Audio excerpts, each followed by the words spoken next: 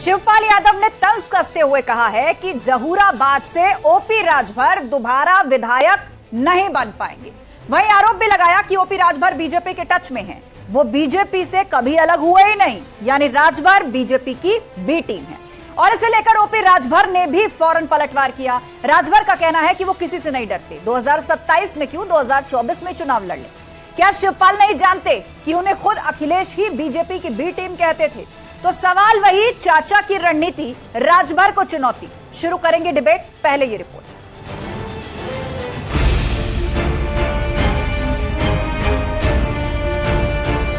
चौबीस के लिए रार, शिवपाल वर्सेस राजभर। उनको मैं अच्छी तरह, आप सब लोग जानते हैं, वो हमेशा भाजपा के टच में तो हमेशा ही रहे हैं और वो कहीं भाजपा से अलग तो थे नहीं, हमेशा बोलते ही रहते हैं। और फिर उनके जब भी ऐसे मौके आते हैं, चुनाव आते हैं, तो उनकी दुकान फिर से चलना शुरू हो जाती है। उनको जाना चाहिए, आजा चले जाते। अरे चुनाव 27 में होगा, 24 का तो लड़के देख लें। जीत लें गाजीपुर, जीत लें बलिया, जीत लें आजमगढ़, जीत लें लालगंज, जीत लें अम्बेडकर नगर, जीत लें उधर महाराजगंज है, बांस गांव है, गोरखपुर है, जीत लें बस्ती, संत कबीर नगर, सब जीत कहने लेते हैं। चले जाएं, छोड़ दें उधर सब लोग, जो परिवार के 7-8 लोग लड़ना चाहते हैं उधर लड़ा लें। पता चल जाएगा क्या हो रहा है। वो पूर्वांचल है, पश्चिमांचल नहीं है भैया मेरे। चाचा की रणनीति, राजभर को चुनौती। भारतीय जनता पार्टी अपने नेता नरेंद्र मोदी जी के नेतृत्व में इस समय शीर्ष पर है। हमारी गरीब कल्याण की योजनाएं जनता के बीच में हैं और इनसे आकर्षित होकर के कई पार्टियां, कई अन्य नेता जो है भारतीय जनता पार्टी में आने के लिए आकर्षित हैं, लेकिन इसका उचित निर्णय भी हमारा केंद्रीय नेतृत्व करेगा। शिवपाल का चैलेंज राजभर को कबूल। महाराष्ट्र में सियासी तूफान, यूपी में संग्राम। जहाँ जब कुनबा बढ़ाना चाहिए अपना, जब परिवार बढ़ाना चाहिए, सहयोगी बढ़ाने चाहिए, तब समाजवादी पार्टी जिस ढंग से नाराज कर रही है क्षेत्रीय दलों को और छोटे छोटे दलों को, उससे जो है स्थिति और भी खराब हो रही है।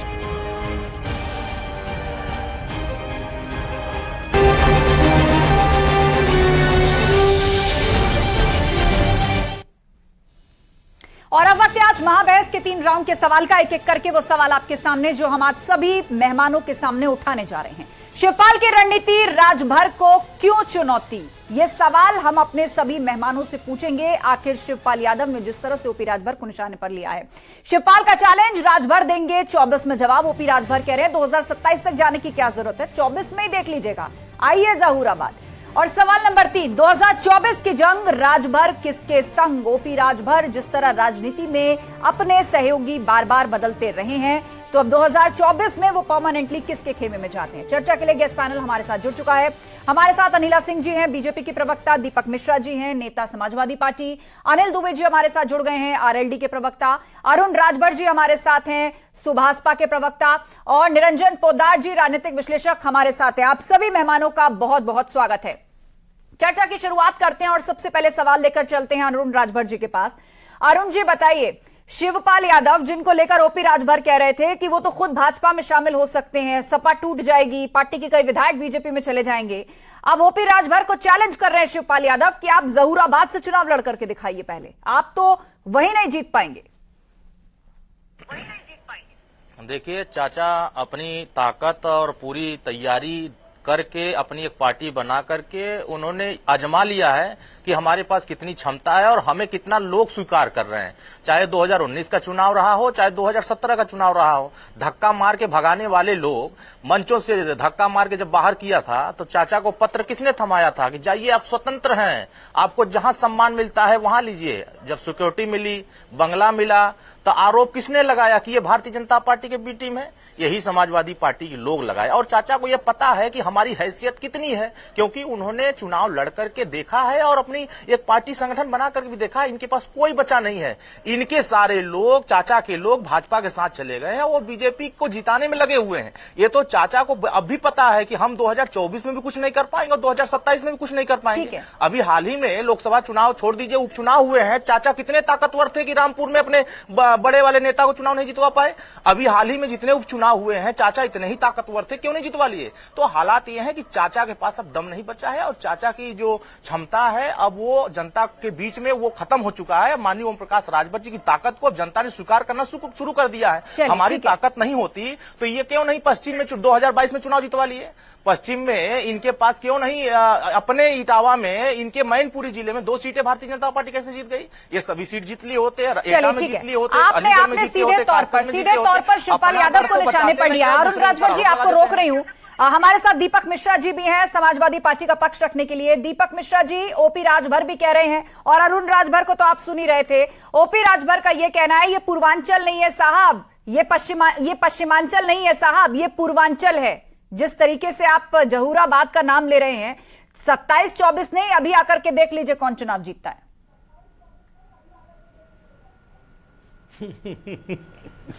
अब देखिए, जिनको सूरज मेरे चौखट से मिला करता था वो खैरात में देंगे उजाले हमको। शिवपाल सिंह जी की जनपक्ष में क्या पकड़ है ये तो सर्वविदित है। विपक्ष में सबसे ज्यादा मतों से जीतने वाले विधानसभा में शिवपाल सिंह जी हैं।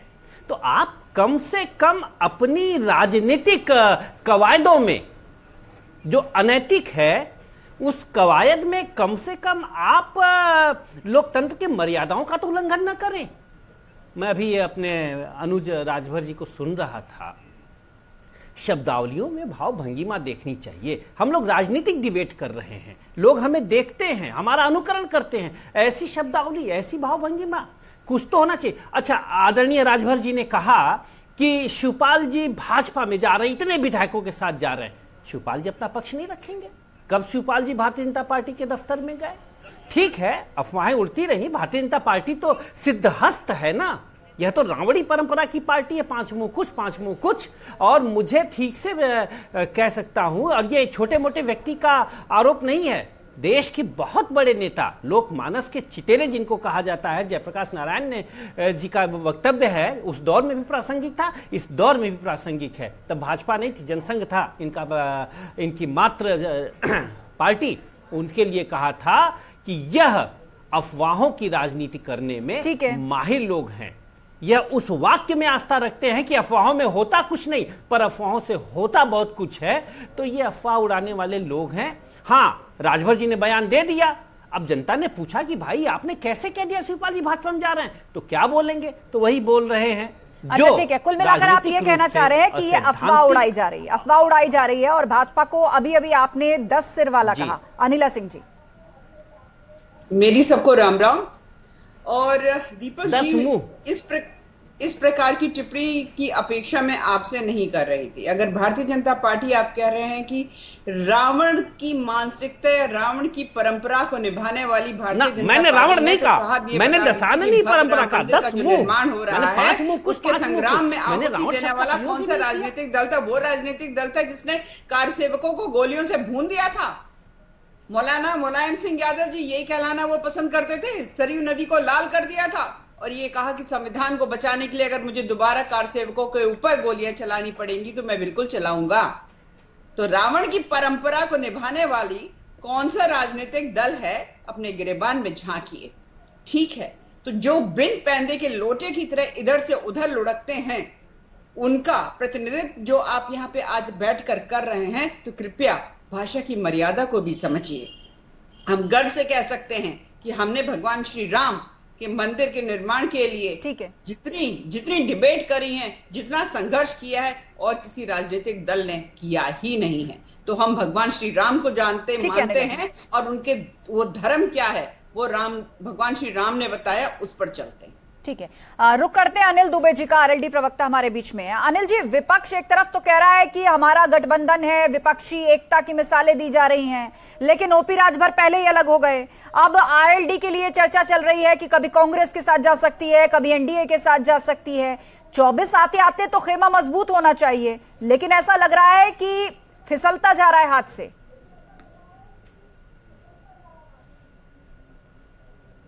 देखिए आस्था जी, देखिए भारतीय जनता पार्टी अफवाहें फैलाने में माहिर है। भारतीय जनता पार्टी को अफवाह फैलानी है। हमारी पार्टी के राष्ट्रीय अध्यक्ष चौधरी जयंत सिंह जी ने कल खुद ही बागपत में कहा कि हम विपक्ष के साथ हैं, हम बंगलौर की मीटिंग में शामिल होने जा रहे हैं। पटना की मीटिंग के समय वो बाहर थे, इसलिए उसमें सम्मिलित नहीं हो पाए। उन्होंने कहा कि हम विपक्ष के में हैं और विपक्ष में रहेंगे। हमारा गठबंधन जो है, इस गठबंधन को और मजबूत करने का काम करेंगे। जब विपक्ष की बैठक में जाएंगे तो उसमें विपक्ष को ही मजबूत करने की बात करने जा रहे हैं ना, और कोई और उसको विपक्ष को कमजोर करने के लिए कोई बैठक में थोड़ी जाएगा। ठीक है, निरंजन पोद्दार जी हमारे बीच में गठबंधन को लेकर के भारतीय जनता पार्टी लौटेंगे आपके पास। एक बार सभी लोग बात रख लें, चाहती है। ठीक है। निरंजन पोद्दार जी, ये बताइए, विश्लेषक ये भी कह रहे हैं कि विपक्ष का जो गठबंधन है, जिन पार्टियों का था, आप उत्तर प्रदेश के परिप्रेक्ष्य में बात करें तो ओपी राजभर पहले ही अलग हो गए। अब अगर जयंत चौधरी भी अलग हो जाएंगे तो फिर समाजवादी पार्टी की अपने बूते उत्तर प्रदेश में बीजेपी को टक्कर देने की कितनी कुव्वत रह जाएगी? देखिए आस्था जी, मैं आपको बताना चाह रहा हूं कि जिस तरीके से उत्तर प्रदेश की राजनीति आज विपक्ष के अंदर जिस तरीके से भगदड़ मची हुई है, और ये बात अगर हम कर रहे हैं, अभी जैसे दुबे जी कह रहे थे कि भाई हम विपक्ष की मीटिंग के अंदर जाने का हमारा प्रोग्राम बन रहा है और हम विपक्ष की मीटिंग में जाएंगे, तो विपक्ष की मीटिंग के अंदर तो प्रफुल्ल पटेल जी भी थे। इस चीज को भी इनको समझना चाहिए। और जिस तरीके से प्रफुल्ल पटेल जी ने और वहां पे अजीत पवार जी ने जिस तरीके से चटाई खींची है उनके नीचे से, शरद पवार जी के नीचे से, तो राजनीति के अंदर कभी भी कुछ भी घटनाक्रम होता है उससे एक दिन पहले तक किसी को कोई आभास नहीं होता। और जो ओम प्रकाश राजभर जी की अगर हम बात करें तो एक चीज मैं बताऊं, देखिए बोलते हुए राजनेता हैं और बहुत कोई भी चीज बोलते हैं वो ऐसे ही नहीं बोलते। ओम प्रकाश राजभर जी की बातों के अंदर कई बार आपको बहुत छुपी हुई और बहुत गहराई वाली बात मिलती है। और यहाँ पे शिवपाल यादव जी ने जिस तरीके से कहा है, देखिए अब जो महाराष्ट्र के अंदर घटनाक्रम हुआ और जैसे मैंने बताया कि वहां उनके नीचे से चटाई खींच ली और किसी को पता भी नहीं चला कानो कान, तो कहीं ना कहीं शिवपाल यादव जी का भी जो अभी अतीत रहा है, जिस तरीके से टूट करके समाजवादी पार्टी से उन्होंने अपनी अलग पार्टी बनाई और उसके बाद में जो घटनाक्रम चला, या यूं कहें कि यादव परिवार के अंदर जो घटनाक्रम चला, तो उनको भी कहीं ना कहीं अपनी वफादारी साबित करने के लिए कि नहीं, मैं भी चटाई खींचने वाला नहीं हूं और आप इस मेरे से आशंकित मत रहिएगा, तो इसके लिए उनको इस तरीके की बयानबाजी करना अनिवार्य है। लेकिन यहां पे देखने वाली बात यह है कि 2024 के जो चुनाव है वहां पे अपोजिशन कहां खड़ा है, तो वहां अपोजिशन के अंदर तो देखिए अभी जिस तरीके से ये नया एक्सपेरिमेंट करने की कोशिश कर रहे हैं, 19 के अंदर मायावती जी से गठबंधन करने के बाद में इन्होंने देख लिया कि इनकी राजनीतिक भूल कितनी बड़ी थी।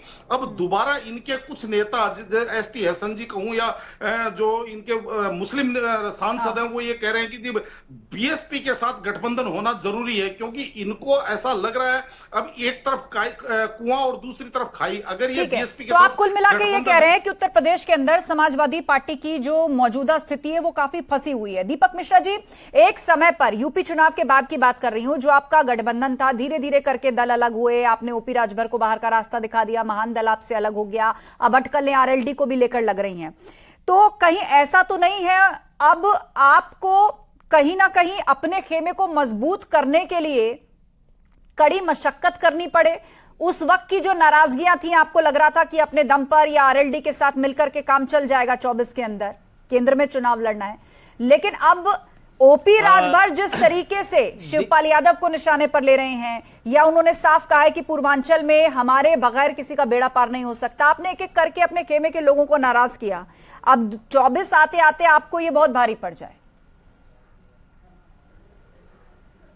देखिए, मैं स्पष्ट कर दूं, 1952 से लेकर अब तक उत्तर प्रदेश के चुनावी राजनीति का जो निष्कर्ष है, जब भी सत्ता को ध्वस्त किया है और जन आकांक्षाओं पर जो अपने आप को स्वयं सिद्ध सरकार बनी है वो समाजवादी पक्ष ने बनाया है, ये तय है। और मैं बार बार आपके चैनल पे भी कहता था, स्वयं आप इसकी साक्षी हैं, प्रत्यक्षम किम प्रमाणम, कि मैंने कहा कि जब समाजवादी एक होते हैं तो अजेय होने की स्थिति में आ जाते हैं। आज आप देखिए मैनपुरी का चुनाव इसका परिणाम है।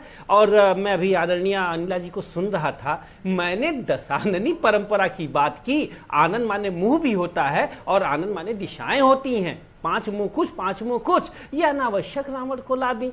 हर चीज राम भरोसे। अरे राम को आप आस्था रहने दीजिए, राम को आप आदर्श रहने दीजिए।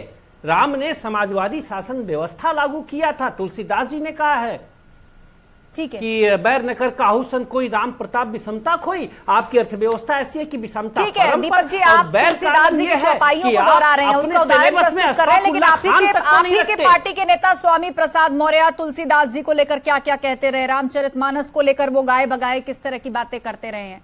अरुण राजभर जी, यहाँ समाजवादी पार्टी का ये कहना है कि समाजवादी पार्टी जो है 2024 में बहुत मजबूती से चुनाव लड़ेगी, और ओपी राजभर जी जिस तरीके की बात कर रहे हैं वो सरासर गलत है। एक तरीके से कहा जा रहा है कि राजनीति में जिस तरह आप लोग स्टैंड बदलते रहे हैं, अपने साथी बदलते रहे हैं। देखिए, साथी तो सब बदलते हैं, ऐसा नहीं है कि हमारे बड़े भाई बैठे हैं दीपक मिश्रा जी, बहुत विद्वान आदमी है, बहुत जानकार हैं। हमें तो लगता है कि समाजवादी पार्टी शायद इनको अपना नेता मानती है कि नहीं मानती है, हो सकता है सदस्य भी बने हैं कि नहीं बने हैं, लेकिन जिनके साथ चाचा आदरणीय शिवपाल जी के साथ ये काम करते हैं, चाचा जिस सम्मान को पाने के लिए उस दल में गए थे, जिस दल से अलग हुए थे, एक अपना दुकान खोले थे, वो दुकान ज्यादा सफर नहीं किया और दुकान बंद हो गई, और फिर उसी जगह चले गए जहां से जलील होकर के आए थे, फिर उसी जगह वापस चले गए। तो जो ताकत इनको मिलनी चाहिए, मुझे लगता है हमारे बड़े भाई साहब दीपक मिश्रा जी को वो ताकत मिल नहीं पा रही है। एक समय था, चाचा का एक दौर था कि जब नेताजी जिंदा थे तो उन्होंने एक उनके दिशा निर्देश पर कुछ काम वो करते थे तो ताकत बनती थी, लेकिन जब बिल्ली जला हुआ दूध अगर पीते हुए जल जाती है तो माठा भी फूक फूक के पीती है। वही हाल चाचा के साथ हो रहा है। हम बेशक बात कर रहे हैं चैनल पर कि नहीं चाचा बहुत ताकतवर बन जाएंगे, ये हो जाएगा वो हो जाएगा, लेकिन मुझे ऐसा लगता है कि अब समाजवादी पार्टी के लोग जो इनको इतना भर भर के गाली दिए थे, जो इतना जलील किए थे, अब वो लोग इनको स्वीकार कर लेंगे। और स्वतः इनके भतीजे आदरणीय श्री अखिलेश यादव जी स्वतः इनको उतनी ताकत नहीं देना चाहते हैं जितनी ताकत में नेताजी के साथ चाचा थे। तो सच ये है कि 2024 में ये भी आजमा लेंगे, और ये भी चाहे जो भी होगा, इनके सहयोगी जितने लोग होंगे सब आजमा लेंगे, आकर के गाजीपुर में जीत कर दिखा देंगे। बलिया, मऊ, आजमगढ़ जितने पूर्वांचल के 32 लोकसभा सीटें हैं ताकत लगाएंगे, और वहां भी सुहेलदेव भारतीय समाज पार्टी रहेगी। अगर हम पटकनी खा जाएंगे तो हम इनको ताकतवर मान लेंगे, अगर ये पटकनी खा जाएंगे तो हमारी पार्टी ज्वाइन कर लेंगे और कह देंगे कि नहीं हम आपके सामने लड़ाई नहीं लड़ पाए, इसलिए हम 38 लोकसभा सीटें सपना देकर चले थे, जैसे 400 सीटें जीतने का सपना देखे थे। अरुण राजभर जी ठीक है, दीपक मिश्रा जी बताइए। एक मिनट, 400 सीटें, थोड़ा एक मिनट, 400 सीटें जीतने का सपना 2022 में भी था कि 400 सीटें हम जीतेंगे, लेकिन टिकट कैसे लोगों को दिया गया? जो हारने वाला था वो बीजेपी के टैग लाइन से दिया गया था कि जो बीजेपी ने कहा था उसी को टिकट दिया गया था, जो जीतने वाला कैंडिडेट था उसको बीजेपी के साथ भेज दिया गया। तो ये जो आपसी कंप्रोमाइज स्वतः अंदर खाने में किस डर से किया गया था, किस भय से किया था, वो तो आदरणीय चलिए ये सवाल में ले जाती हूँ। ये आपने जो इतनी सारी बातें कही अरुण राजभर जी, लब्बू लुआ भी है दीपक मिश्रा जी कि चाचा एंड पूरा ग्रुप बीजेपी की बी टीम के तौर पर काम कर रहा है।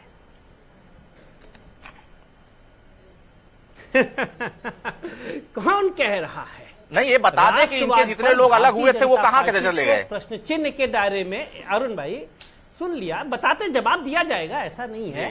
राष्ट्रवाद की कसौटी पर विफल भाजपा, ये मेरा लेख है, सारे अखबारों में प्रकाशित हुआ। ये क्या भाजपा की बी टीम कर सकती है? दूसरी बात, राम और धर्म की कसौटी पर भाजपा ने झूठ फैलाया, जो भ्रम फैलाया है उस पर हमने घेरने का काम किया, क्या यह भाजपा की बी टीम कर सकती है? और दूसरा एक उदाहरण दीजिए कि शिवपाल जी भाजपा के कार्यालय कभी गए हो? कभी नहीं गए, ठीक है। और एक बात करें, हमारे भाई अरुण राजभर जी ने जो कहा कि सपा ने क्या हमें दिया, अरे सूदो जिया देखा नहीं जाता मोहब्बत में, ये दुनिया और दुनिया है, ये सौदा और सौदा है। राजनीति में हम लोग एक सिद्धांत, एक नीति को लेकर आए, 1 मिनट लेकर आए हैं, और आप सभी गवाह हैं, स्वयं अरुण जी गवाह हैं, आदरणीय दुबे जी गवाह हैं। मैंने सार्वजनिक रूप से कहा था कि मैं सरकार में कोई पद नहीं लूंगा। नेताजी ने सार्वजनिक रूप से सरकारी पद की बात कही, शिवपाल जी ने कही, भाई अखिलेश तो कई बार कहे, सार्वजनिक रूप से कहे, लेकिन नहीं लिया गया। तो चूंकि ये मेरा व्यक्तिगत नाम लेके इन्होंने बोला था, क्या मिला? हम लोग एक आदर्श को लेकर जीते हैं। चलिए ठीक है, मेरी दरख्वास्त है कि विषय पर एक दूसरे के लिए हमें मिला क्या? हमें मिला क्या? आज समाजवादी वह हमारी थाती है। ठीक है, अरुण राजभर जी बोलिए, आप जवाब देना चाहिए। आदरणीय दीपक मिश्रा जी को जब आदर्श की बात आती है और जब समाजवाद की बात आती है, तो वही समाजवाद सदन के अंदर, लोकसभा के अंदर, जो जिनको राष्ट्रपति के चुनाव में आपने समर्थन दिया था, उन्होंने नेताजी को आईएसआई का एजेंट बताया था। तब कहां आदर्शवाद गया था? तब समाजवाद कहां गया था? जब आपने उनको समर्थन दिया और जिताने का पूरा ऐलान किया, पूरी योजना बनाया। और आदिवासी जो पीडीए की बात आज हो रही है, दलित पिछड़ा आदिवासी, तब उस समय दलित पिछड़े आदिवासियों को सम्मान और उनको जिताने के लिए एक साथ तो नहीं आने का प्रयास किए। तो ये तो सिर्फ सत्ता पाने की दिखावटी जो बातें हो रही है वो सिर्फ कही जाती है, लेकिन सच क्या है? वो कुर्ते बदले जा रहे हैं, पुराने कपड़े बदल करके नए कपड़े पहनने की तैयारी हो रही है। उन्हें समर्थन दिया गया, ये सवाल नहीं, महिला थी तो आपको समर्थन देना चाहिए, आपको उसका समर्थन करना चाहिए। आदिवासी समाज की पहली राष्ट्रपति महिला को अगर देश की जनता ने समर्थन देने की बात किया, तो आपने तो आईएसआई के एजेंट कहने वाले का समर्थन दे दिया। तो ये तो अब बड़ा सवाल ये है कि 2024 की जो जंग आने जा रही है, आप दोनों शांत हो जाइए, दीपक जी और अरुण राजभर जी। अब बड़ा सवाल ये कि ओपी राजभर आखिर किसके संग है? अनिला जी खोला चैलेंज करते हैं ओपी राजभर, उनकी पार्टी सुभाषपा की, पूर्वांचल में उनके सहयोग के बिना किसी का बेड़ा पार नहीं होगा। सपा के साथ टर्म्स बहुत पहले से खराब है, लेकिन ओपी राजभर जी का इतिहास रहा है कि वो बहुत जल्दी पाला और साथी भी बदल लेते हैं, नफे नुकसान को आंकते हैं। अब 24 का चुनाव आने जा रहा है। देखिए, सबसे पहली बात तो ये है कि अभी मैं दीपक जी को सुन रही थी और वो ये कह रहे थे कि समाजवादी पार्टी जो है वो समाजवाद में विश्वास रखती है, और ये राम मनोहर लोहिया जी का नाम ले लेकर राजनीति करते हैं। मुझे समझ में नहीं आता कि राम मनोहर लोहिया जी ने कब कहा था कि अतीक अहमद जैसे जो जघन्य अपराधी हैं, ऐसे अपराधियों को आप टिकट देकर असेंबली में और पार्लियामेंट में पहुंचाओ। ये कौन सा समाजवाद है? मुझे समझ में नहीं आता है। तुष्टीकरण की क्या राजनीति राम मनोहर लोहिया जी ने कहीं पर लिखी या पढ़ाई या कही? मुझको, मेरी जानकारी में तो है नहीं, मुझे समझ में नहीं आता है ये कौन सा समाजवाद है। अगर मैं बात गिनाना शुरू कर दूं तो शायद 10 मिनट लग जाएंगे कि किस प्रकार का समाजवाद जो है समाजवादी पार्टी का है, और असली समाजवाद जो राम मनोहर लोहिया जी ने बताया था उससे कितना इतर है। दूसरी बात, जहां तक रही राजभर साहब की पार्टी, देखिए राजनीतिक दल है, ठीक है, छोटा राजनीतिक दल है, पूर्वांचल में राजनीति करते हैं, इनकी अपनी राजनीति है, अपने क्षेत्र में पकड़ है। भारतीय जनता पार्टी में फिलहाल तो इनका के साथ तो नहीं है, एनडीए गठबंधन में नहीं है। ये कहां जाते हैं, कैसे जाते हैं, क्यों जाते हैं, इनका खुद का फैसला है, वो समय। चलिए ठीक है, और समय आने पे पता चल जाएगा, क्योंकि मुझे डिबेट क्लोज करनी है। लेकिन जाते जाते अनिल दुबे जी, सवाल आपसे यही कि अगर आप ये कह रहे हैं कि अभी भी आप एसपी के साथ हैं, मतलब विपक्ष की राजनीति आप करने जा रहे हैं, आपको नहीं लगता खेमा कमजोर हो गया? ओपी राजभर पहले ही नाराज थे, महान दल साथ छोड़ करके चला गया, कांग्रेस के साथ सीधे तौर पर आप भारत जोड़ो यात्रा को लेकर भी आरएलडी और एसपी का अलग अलग स्टैंड रहा। हमारे क्षेत्र में कोई आया, हमारे घर कोई आया, हम उसका स्वागत करेंगे, सम्मान करेंगे। विपक्ष कमजोर नहीं है आस्था जी, विपक्ष मजबूत हो रहा है, हमारा गठबंधन मजबूत है, और इस गठबंधन को हम और मजबूत करने जा रहे हैं। ये सारे देश के विपक्षी दल जो समान विचारधारा के दल हैं वो एकजुट हो रहे हैं, और इसको लेकर के भारतीय जनता पार्टी घबराई हुई है। चलिए, दावा यही है कि समान विचारों वाले दल जो हैं वो एक हो रहे हैं, लेकिन बड़ा सवाल ये है कि समान विचारों वाले दल जो एक होने की कोशिश करते हुए बयान देते हैं, क्या उनकी खुद की पार्टी के भीतर सब कुछ सही चल रहा है? फिलहाल राजनीतिक आरोप प्रत्यारोपों में तो बहुत सारी ऐसी बातें हैं जो निकल करके सामने आ रही हैं, और कहा यह भी जा रहा है कि कहीं महाराष्ट्र वाला प्रयोग या महाराष्ट्र में जो कुछ हुआ कहीं यूपी में न देखने को मिले, कहीं बिहार में न देखने को मिले। राजनीतिक कयास तरह तरह के लगाए जा रहे हैं। आप सभी मेहमानों का शुक्रिया चर्चा में शामिल होने के लिए। हर एक बात पे कहते हो तुम कि तू क्या है, तुम्हें कहो कि यह अंदाजे गुफ्तगू क्या है। शिवपाल यादव और ओपी राजभर के बीच जो भी सियासी घमासान मचा हुआ है उस पर ये लाइंस बिल्कुल सही बैठती हुई नजर आती हैं। जब तक राजभर शिवपाल के साथ थे तो दोनों को एक दूसरे में कोई कमी नजर नहीं आती थी, लेकिन अब राजभर बीजेपी की पिच पर बैटिंग करने की प्लानिंग कर रहे हैं तो शिवपाल भी आरोपों के बाउंसर फेंक रहे हैं। दरअसल सियासी हवा का रुख पहचानना और अवसरवाद के दांव में माहिर होना भारतीय राजनीति में अपनी अहमियत बनाने के लिए बेहद जरूरी है और राजभर दोनों ही कला के उस्ताद हैं। राजभर समझ गए हैं कि विपक्ष का गठबंधन ताश के पत्तों के महल की तरह है, लिहाजा फायदा तो बीजेपी का साथ देने में ही है। जैसा महाभारत के युद्ध में यह बड़ा सवाल था कि कौन किसकी ओर से युद्ध लड़ेगा, उसी तरह 2024 के लिए भी यही सवाल बेहद अहम हो गया है। अगर राजभर के बाद जयंत चौधरी भी अखिलेश से दूर हो गए तो ये एसपी के लिए एक बहुत बड़ा झटका होगा। पंडित दीनदयाल उपाध्याय ने कहा था कि अवसरवाद के कारण राजनीति से लोगों का विश्वास उठने लगता है। आज उनके शब्द देश में हो रहे वार पलटवार की सियासत पर बिल्कुल खरे उतरते दिखाई देते हैं। विचार कीजिएगा। मुझे दीजिए इजाजत। नमस्कार।